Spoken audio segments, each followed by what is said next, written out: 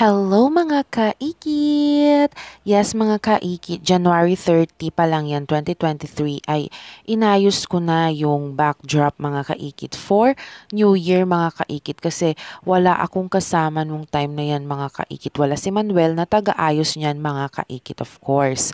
So ayan, kasi kinalingguhan kasi last Sunday na yun ng 2023 may church yan. So ayan, kinailangan ko siyang ayusin mga kaikit ng Saturday para after lunch ng Christmas. After lunch ng church mga kaikit ng church service ay makakapag luto na kami agad-agad mga kaikit. So ayan, naka-fast forward lang yan lahat-lahat mga kaikit pero it is so super duper hirap pala pag mag-isa kang gumagawa niyan. Oo mga kaikit. So ayan, medyo tabi-tabingi pa nga yan mga kaikit. Pero after that is ipina-repair ko rin lang naman siya kinabukasan kay Manuel. So yun lang mga kaikit, may share ko lang kanya.